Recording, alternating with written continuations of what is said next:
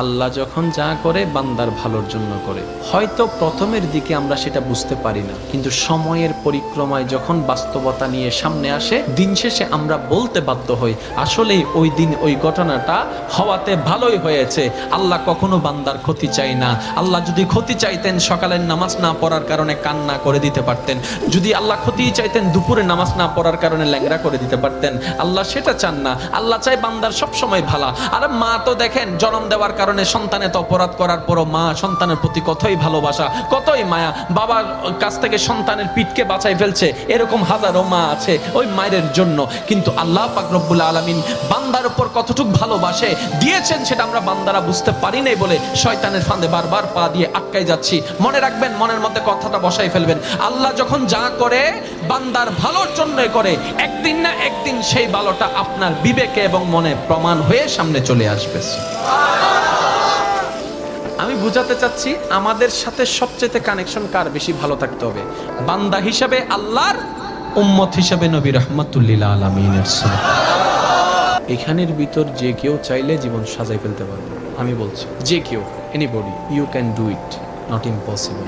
Because impossible শব্দটাকে যদি একদম ভালো করে গভীরভাবে দেখেন, সেখানের ভিতর আপনি আশ্চর্যভাবে একটা জিনিস দেখবেন। ইম্পসিবল একটু যদি ডিফাইন করেন, ভাগ করেন, দেখবেন আই এম পসিবল। ইম্পসিবল, পসিবলকে আলাদা রাখেন, আই এম কে আলাদা রাখেন। I am possible. ইম্পসিবল শব্দটাই আপনাকে জানান দিচ্ছে আমি অসম্ভব নই, যদি রবের রহমত থাকে আমি তোমার জন্য সম্ভব। বিদেশে যাওয়ার আগে আপনার এলাকায় দেখেন টিকিট চলে আসছে, ভিসা চলে আসছে, টিকিটের টাকা নাই। অনেক ছিল, কেমনে কেমনে টাকার ব্যবস্থা হয়েছে, সে বিদেশ চলে গিয়েছে।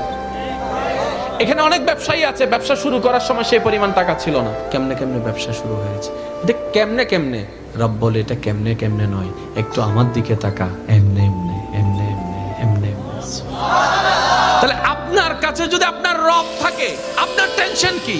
আপনার দুই নম্বরই করার তো কোনো দরকার। এই রমজানকে সামনে রেখে অনেকে দ্রব্যমূল্যের দাম বাড়ানোর জন্য কত চালাকি করছে, গুদামজাত করছে।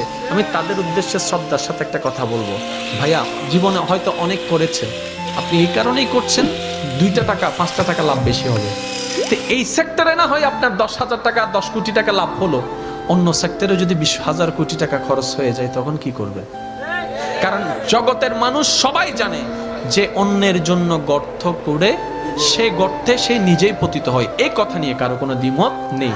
যে অন্যের কষ্টের কারণ হয় সে নিজের জীবনে কষ্টকে দাওয়াত দেয়, এই কথা নিয়ে কারো কোনো দ্বিমত নেই। আপনি ধর্মের কথা বাদ দেন, একজন মানুষ হিসেবে চিন্তা করে দেখেন, যারা কোটিপতি তারা বাজারে যাচ্ছে না, অফিস থেকে টাকা দিয়ে দিচ্ছে, ঘর থেকে স্লিপ দিয়ে দিচ্ছে, ফোন করলে বাজার চলে আসতেছে, হিসাবও নিচ্ছে না। কিন্তু আমাদের মতো যারা গরিবরা আছে, দিনে এনে দিনে খায়, অল্প কিছু টাকা ইনকাম করে সেখান থেকে কিছু ভাগবটারা করে চাউল নেই, অল্প করে চাউল নেই, অল্প করে ডাল নেই। একবার ভেবে দেখেন তো, আপনি যেগুলাকে মওজুদ করে দাম বাড়িয়ে দিচ্ছেন, এগুলো আপনি আমি কেউ বানাই নাই, সব রবের দেওয়া নিয়ামত।